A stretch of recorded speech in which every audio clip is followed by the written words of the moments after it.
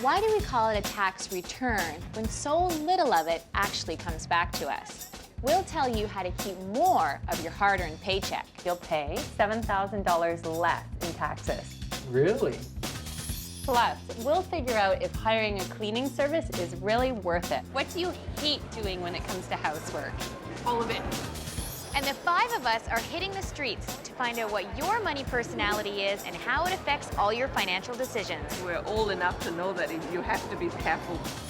We'll find out what you can do when you buy something online and it doesn't show up. Is the long arm of the law long enough to reach into cyberspace to protect you?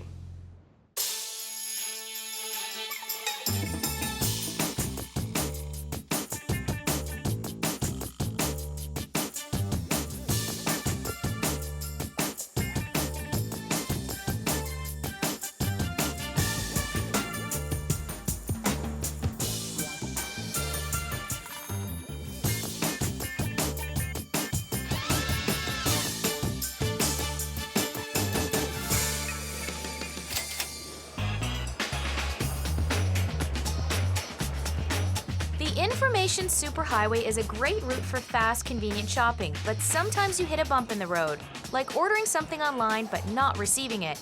That's what happened to Katie. About 3 months ago, she bought a shirt from an online auction site and it never showed up. So we're on a crusade to find out how to be cyber savvy and safe and not get taken for a ride. When ordering online, always ask for the shipping company and tracking number, so you can first make sure the item was actually sent and isn't just held up in customs. But to find out what to do if you are being scammed, we're meeting with police officer and internet fraud expert Tim Shields. Well, you know the old saying that you can't really believe everything that's in writing? Well, it's even worse online. So just make sure that you do your homework. Katie thought she did that. She purchased her shirt from a reputable online auction site. She checked that the seller had a solid track record of happy customers, and she made sure the seller listed contact information, but still her order is a no-show. Will Katie get satisfaction, and how can you protect yourself from online scams and ripoffs? That's all coming up. You can't avoid paying taxes, but there are ways to maximize your tax savings. Like many of us, preparing for tax time is one chore that Dave and Cheryl would rather put off. Taxes. We love taxes. It's just a burden. It's just a pain in the butt time of year, right? Inevitably, I can never find what I'm looking for. Can't find half the stuff. Angela and Robin are going to show Dave and Cheryl how to lighten their tax burden and save money. When we say tax season, you say, Help! I've gone back to school, so I'm only working part-time now, and I'm paying big tuition bills. anytime you have a significant life change, then you have to take a fresh look at how you file your taxes. Right. And you'll be surprised to find out that tuition might help you out a bit when it comes to your taxes. While Angela helps Dave and Cheryl sort through the clutter, Robin is going to meet with a tax specialist who says when it comes to tax savings, step one is get organized. I usually ask clients to set themselves up with a filing system or an envelope that they put all of their tax receipts in during the year. Come year end, it's a snap. Is there a method to the madness? Well, clearly not. Often what's most stressful for people is getting everything together. Definitely, I would say that's the most stressful part. When your credit card statements come in, hang on to them and then staple the receipts for that month from the credit card onto the statement. Really? Yes. Receipts? This will save your accountant time and you money because they'll have less searching to do. Chelsea also says don't panic if you lose a receipt. You can usually request a duplicate. Just leave time for the vendor to send it to you. Step 2, reduce your taxable income. And the best way to do this is by maximizing your retirement contributions, which gives you a tax deduction. There are also ways to get tax credits. The two are similar but not exactly the same. A tax credit is good. A tax deduction is even better. A tax deduction, such as an RRSP, reduces the amount of your total income. For example, if you contributed $5,000 to an RRSP, the amount of your taxable income would be reduced dollar for dollar from, say, $45,000 to $40,000. The amount you owe tax on is calculated on that lower amount. A tax credit, such as a charitable donation or tuition fees, reduces the amount of tax you owe by the same percentage, usually 15 to 17%, regardless of your income. Chelsea advises married and common law couples to maximize the retirement contributions of the spouse with a higher income for the greatest tax benefit. Being self-employed also has some tax advantages. Dave can get a tax deduction by hiring Cheryl to work for his home-based business. I do legitimately help him a little bit, and but we always thought, because I made too much money, that it wouldn't really be beneficial because it would just increase my income. But now this might be something to consider because now. your income will be lower this year. As well, anyone with a home-based business can deduct expenses like the phone, equipment, and supplies. That brings us to step 3, claim every single tax credit you can. They may also have some additional donation receipts that they haven't necessarily kept, and also their child fitness credit could be maximized. Each child is eligible for $500 if they're in a qualified fitness program. And these programs can be anything from dance lessons to minor hockey, so keep all registration receipts to get the full benefit. Now it's time for Robin to join Angela and give Dave and Cheryl the good news about all their potential tax savings. Y'all organized? You betcha. Oh, yeah. The first thing I found was that last year you both made donations to charities and both claimed them. Right. Going forward, we want just one of you to claim them. And whose name should that be? Whoever has the highest income. And hold off on making a claim until your charitable contributions total at least $200 because the tax break will be better. You have up to 5 years to claim them. The great thing about you going back to school is you can get a tax benefit from that. You've put $2,000 out this coming year in tuition, and from that, you'll get $600 back in tax savings. No way. By making the changes we've suggested, such as increasing Dave's RRSP contributions, paying Cheryl a small salary, and maximizing their charitable, fitness, and education tax credits, they move themselves into a lower tax bracket. Which means you'll pay, ready? $7,000 less in taxes. Really? Yeah. Yay! Wow. Let's go to Mexico. No, put it to the RSP. That's smart cookie. Very smart. Very smart cookie. Boring, but smart. If you receive a large tax refund each year, you're not doing proper tax planning and are simply giving the government a free loan. Talk to your employer about reducing the amount of tax deducted at source so that you're not overpaying. Then invest that extra money wisely so it's earning interest for you, not the tax man.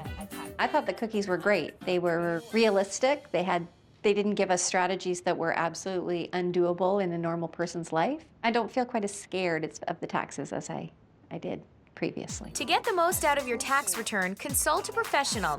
Look for a chartered accountant, chartered general accountant, or certified management accountant, also known as CA, CGA, or CMA.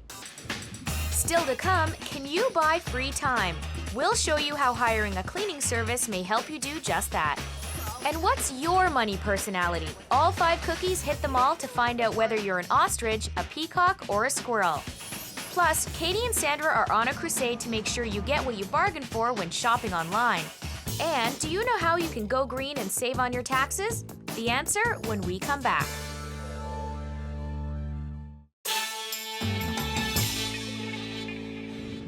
How can you go green and save on your taxes? Take public transit and use your bus pass to claim a tax credit of over $100 per year. Shopping online is convenient and great deals can certainly be found, but how can you be sure you'll get what you pay for? That's what our Cookie Crusade is all about. Katie purchased a $75 shirt from an online auction site about 3 months ago and never received it, so we're getting advice from an internet fraud expert. The problem with the internet is that it is the world's greatest and largest marketplace, and it is literally buyer beware. When you're on an auction site, it's up to you to make sure that the person who is selling that item is a reputable seller. What are consumers looking for to make sure that an online site is secure? Run the name, the phone number, even their email address through your favorite search engine and see what kind of responses come up. But we would definitely recommend that you make a complaint with the reputable website that you made that purchase through. Sergeant Shields also advises not giving credit card information directly to the seller. That could lead to having unauthorized purchases charged to your card, or you could even become a victim of identity theft. It would be recommended to use a financial service provider that would be able to take your credit card information and then forward the funds on to that seller. And most e-commerce sites are going this route, using a third party for credit card transactions. Sergeant Shields says internet fraud is extremely hard to prosecute, so Katie should make a final attempt to contact the seller and then file a complaint with the online site. Will perseverance lead to customer satisfaction, or is Katie's money lost for good? Find out later in the show. But first, studies show that the average woman spends 12 hours a week on housework, and they're not happy about it. No, I don't like cleaning my house. Not my strength at all. No, it's definitely not a passion for me. For the most part, I don't like cleaning my house, no. That number jumps to 18 hours or more for married women with children, like Karen. She and Garth both work and have 4 active children, and while everyone does pitch in around the house, after a busy day, they'd rather have family time, not cleaning time. When I come home from work, I push my way in through the door, through 4 school bags and jackets and boots, and then I start picking up stuff. My tolerance for piles of stuff is much higher than somebody else's. Don't come close to me when I'm washing floors, because I get really grumpy. We'll show this busy family that they can hire a cleaning service without pouring money down the drain. Services range from $20 to $40 an hour, so Angela has asked cleaning service expert Jeannie Panizak for insider saving tips. $40 an hour, it's probably somebody who is providing a car for the employees, where the $20 an hour girl might not have insurance. I would aim for $30 an hour. What should you be asking if you're hiring a cleaning service? One of the first things that I would ask is how much experience does your house cleaner have? Hiring an experienced cleaner can save you money. Jeannie says cleaners who have been at it for a while can multitask and have developed a routine to get through your house efficiently. You should also ask if the service has minimum time commitments, as some impose 2 or 4 hour minimums. Some might also send 2 cleaners, so be sure to confirm the total cost, not just the hourly rate, and ask in advance if there are additional charges for certain tasks, like cleaning windows or walls. Is there anything we can do to reduce that cost, even by a little bit? You can ask them if you can provide the cleaning products. Most of them will say yes right away, but make sure that you ask that they reduce the cost per hour. And for the best use of their time and your money, make a list of the specific tasks you want the cleaners to do. What do you hate doing when it comes to housework? All of it. Cleaning the bathrooms, the dusting, wash the floors, cleaning the oven, putting away laundry. Having the cleaning service do things like laundry or dishes is too time-consuming to be cost-effective. But by running your dishwasher before they arrive and asking them to unload it, or by putting the clothes in the dryer in advance and asking them to fold them will save time and money. I recommend having the place tidy as well before the house cleaner comes in, because they're going to spend a lot of time not knowing where to put stuff and how to organize it, and you're wasting money that way. But you can stay home the first time the cleaners come, so you can show them where things go and also see how effectively they work. How about getting an estimate? Is that something that's possible? Oh yeah, definitely. Most of them do it over the phone. Lots will come. They can give you a better estimate than they can over the phone. If you are on the fence about spending the money on a cleaning service, think of your time as money. How much do you think each hour of your time is worth in money? I'm thinking $25, $35 an hour. At least $20 an hour. Probably $30 an hour. I would say an hour of my time is priceless. What do you think about making the investment for a few weeks, $90 a week, and see what it means for your family? Good I'm there. I like that idea. We'd be doing fun stuff with the family, and Have family soccer games or family we'd basketball. probably be inclined to invite more people over for dinners, because I wouldn't have to worry about having to clean first every time. And if we had to spend a little bit of money to hire a cleaner so Mom could have more free time, would you guys be willing to give up anything? Homework. What a sacrifice. Coming up in our Cookie Crusade, has playing the waiting game cost Katie the shirt she ordered online and her money? So there's a 45-day period that you can dispute the charge. And all 5 cookies will reveal their money personalities and yours. Plus, how can losing money on investments still pay off? Find out after the break.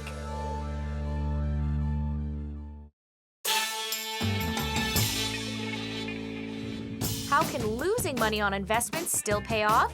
You can use investment losses like a dip in stock value to offset an equal amount of investment gains on your taxes. We're on a crusade to find out your recourse if you don't receive something you ordered online. Katie purchased a shirt from an online auction site 3 months ago and it never arrived. Internet fraud expert Sergeant Shields advised Katie to contact the seller directly, and if that fails, follow the website's resolution policy. As it turns out, Katie may have waited too long to take action. She should have checked the site's resolution policy for time limits before ordering. The site that I use says you must file your dispute within 45 days of payment. We may be a bit too late, but we still want to see what we can do. If I had caught this earlier within 45 days, I could have disputed the charges through you guys. Yeah. What are my other options? The site's time restriction for resolving disputes is a firm policy, and Katie has exceeded their 45-day time limit. But there is one last option. I used my credit card to purchase this shirt. I want to get my money back, and we're going to see if there's anything we can do to get the charges reversed.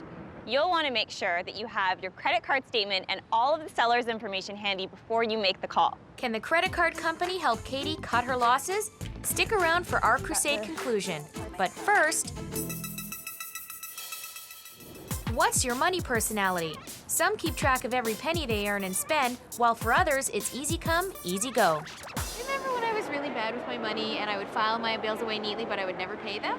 That was my spending personality, and thank goodness it's changed. But we were all like that. It wasn't just you. These two were ignorance is bliss. I used to hide my bills in the microwave, remember? Your money personality indicates how well you handle debt, investments, savings, and all other big financial decisions. So we're using a questionnaire to help people figure out if they're squirrels, peacocks, or ostriches. Which do you think you are? Which of the following best describes credit cards? You rarely use them at all, and if you do, you pay them off every month. You probably use them too much, but easy come, easy go. Or you're always a little shocked by the amount that you have on the credit card. I would say I rarely use them now. So you tend to be a little bit more of a squirrel. Because I tend to put some nuts away for... You gather, you save. You're very smart with your money. People who like to squirrel their money away can sometimes be seen as overly cautious, but they are generally well organized, shop around for the best deal, and are on top of all their bills and savings. At the end of each month, I always seem to come up short. B, I can tell you exactly how much I'll have left after paying my bills. Or C, I never really know if I'm going to come out a bit ahead or a bit behind each month. She always exactly knows, me not so much. Okay. You are a peacock, and you're putting most of your purchases on your credit card. People who like to be showy with money and have the latest gear and gadgets are peacocks. These types tend to use credit cards frequently and love spending, often on impulse. Your money goal is to have enough to buy whatever you want, to save as much as possible, or you don't really have any money goals. Buy whatever I want. I'm a bit of a spender. You are actually an ostrich. Am I? Yeah. Ostriches are in money denial. Avoiding financial responsibilities, they may have someone who takes care of it all for them. They need to get their heads out of the sand and take control. Oh, I think I'm an ostrich then. I'll save for a little bit and then I'll go spending.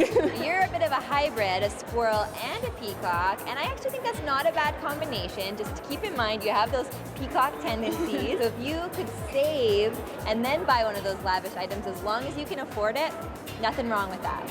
You're both squirrels, which means you're both savers and a little bit conservative.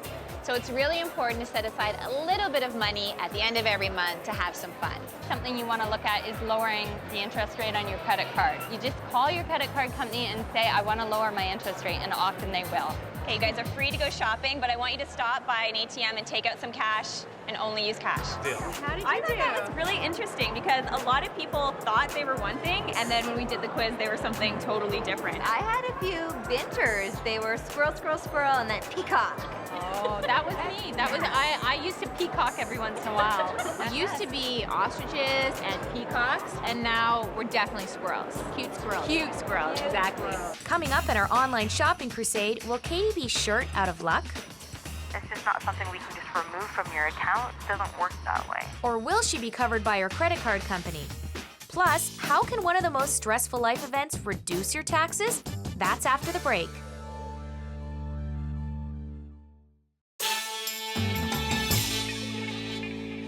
How can one of the most stressful life events reduce your taxes? Moving ranks is one of life's most stressful events, but you can write off most of your moving expenses if you relocated at least 40 kilometers for work or to start a new business. We've been on a crusade to chase down a shirt Katie ordered from an online auction site 3 months ago. We tried to locate the seller with no luck. Then approach the website, which would have been able to reverse the charge to Katie's credit card if she'd called sooner, but they have a 45-day refund policy. So now our last shot is contacting her credit card company. To dispute any charge, in this case for an item not received, call the number on the back of your credit card and ask for the resolutions department. It's just not something we can just remove from your account. It doesn't work that way. Don't you think it's a bit unfair that No, this... I definitely understand, but we can't just bend the rules for anybody. It turns out the credit card company also has a time limit for complaints or refunds. It's 90 days, and Katie has exceeded it. I mean, I can put a credit on your account for $20. I mean, as a customer courtesy. Well, the item was $75. If you are within the credit card company's time frame, they will often contact the merchant directly and intervene on your behalf. Unfortunately, Katie's optimism that her shirt would eventually show up cost her because she waited too long to take action. Next time she buys something online, she'll be watching the calendar more closely. Me too. Thank you. Bye. $20 back, which isn't terrible. It's not all my money back, unfortunately. If you order an item online and it doesn't show up, go back to the site and file a complaint about the seller. Sellers who receive numerous complaints will have to improve their business practices or be shut down. But bottom line, don't wait and hope like Katie did. The issue can often be resolved if you act fast.